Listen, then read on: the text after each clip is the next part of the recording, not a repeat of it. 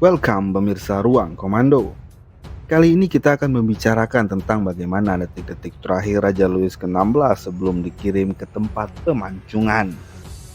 Jadi, ketika terjadi revolusi Prancis di mana mayoritas rakyat Prancis bangkit untuk menggulingkan pemerintahan monarki, dimulailah teror di Prancis di mana rakyat yang mendukung pemerintahan monarki dan yang ingin menggulingkannya terlibat perselisihan. Pemerintah Prancis mengeksekusi hampir ribuan orang yang dituduh menentang setiap harinya, dan tokoh-tokoh seperti Robespierre juga melakukan hal yang sama terhadap simpatisan monarki. Pemberontakan terhadap monarki ini dipicu oleh kelaparan dan ketidakpuasan kepada raja, di mana Raja Louis ke-16 dan Ratu Mary serta orang-orang di pemerintahannya menghabiskan uang negara dalam jumlah besar untuk pesta, perabotan mewah, dan perjudian serta perang, di mana ketika itu harga roti melambung tinggi. Hal inilah yang memicu pecahnya revolusi, termasuk peristiwa penting seperti penyerbuan penjara Bastille dengan tujuan untuk membebaskan tahanan politik yang dikurung di dalamnya dan mengambil persediaan senjata yang tersimpan di sana. Singkat cerita, ketika situasi sosial dan politik sudah memanas selama revolusi, Raja Louis ke-16 dan Ratu Mary Antoinette mencoba untuk melarikan diri dari Paris menuju kota Montmedy yang dekat dengan Austria dan berharap mendapatkan perlindungan dari pihak Austria. Ketika rombongan raja baru sampai di kota kecil Varennes, sebuah tim yang dipimpin oleh jaksa Pierre Charles Dupont tiba dan memeriksa identitas penumpang kereta kuda tersebut.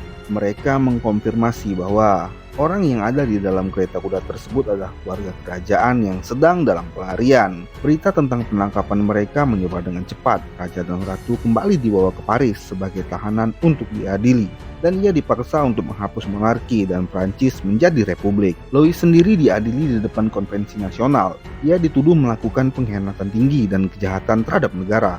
Pada tanggal 15 Januari 1793, 721 anggota konvensi memberikan suara tentang nasibnya, dan 693 orang menyatakan bahwa ia bersalah, dan eksekusi ini dilakukan pada tanggal 21 Januari 1793. Di hari eksekusinya, Louis bangun pagi-pagi sekali.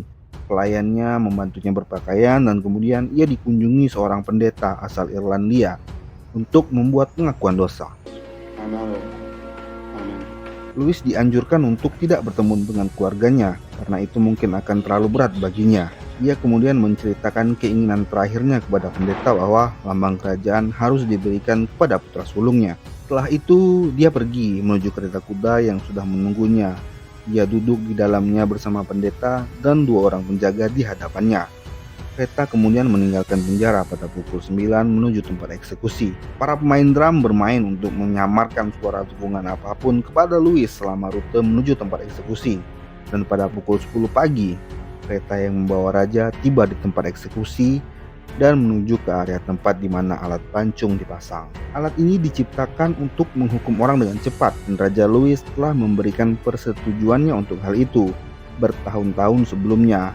Namun ia tidak pernah membayangkan bahwa persetujuannya terhadap alat itu akan menyebabkan kepalanya dipotong menggunakan alat yang sudah disetujuinya tersebut. Di sekitar tempat eksekusi banyak penjaga yang mengelilingi tiang alat pancung dengan senjata api, dan di antara kerumunan juga terdapat orang-orang yang membawa tombak. Pendeta pengakuan dosa Raja Louis menulis tentang perjalanan itu.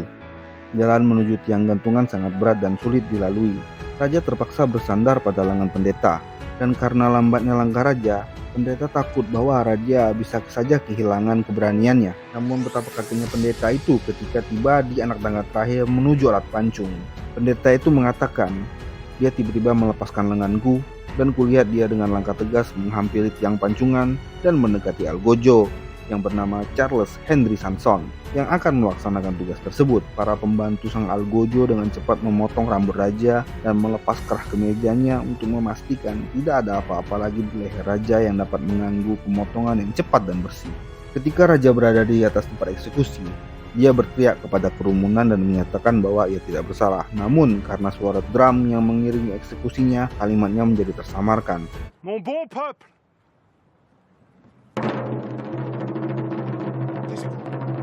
Taisez-vous! Para algojo kemudian mengikat raja ke alat pancung dan menempatkannya di bawah alat tersebut untuk menjaga agar tetap dalam posisi yang benar. Kemudian dengan cepat bilah pancungan dilepaskan dan kepala raja terpenggal. Seorang saksi mata menyatakan bahwa bilah itu tidak memutus leher. Karena kesalahan penempatan, bilah itu langsung menembus bagian belakang tengkorak raja dan masuk ke rahangnya. Samson segera mengambil kepala yang terputus dari keranjang tempat jatuhnya kepala raja dan memperlihatkannya kepada kerumunan. Dan orang-orang berhamburan maju untuk mencelupkan sapu tangan mereka ke dalam keranjang berisi darah Raja Louis. Eksekusi itu diiringi dengan teriakan "Viva la Nation, Viva la Republik" dengan tembakan meriam yang suaranya mencapai telinga keluarga kerajaan yang berada di penjara. Jenazah mantan raja tersebut segera diangkut ke gereja Madeleine. Karena ia tidak diizinkan untuk dimakamkan di samping ayahnya, ia dikubur dengan kedudukan sebagai orang biasa. Ia dikuburkan dengan kepalanya diletakkan di kakinya. Kematian Raja Louis ke-16 adalah momen bersejarah yang menandakan revolusi Perancis. Istrinya pun juga berakhir di alat pancung. Begitu juga ribuan orang yang mendukung monarki. Itu adalah masa yang kejam di seluruh Perancis, di mana jalanan di kota-kota berwarna merah dengan darah para korban. Terima kasih sudah menonton. Salam Ruang Komando. 482. Yes, sir.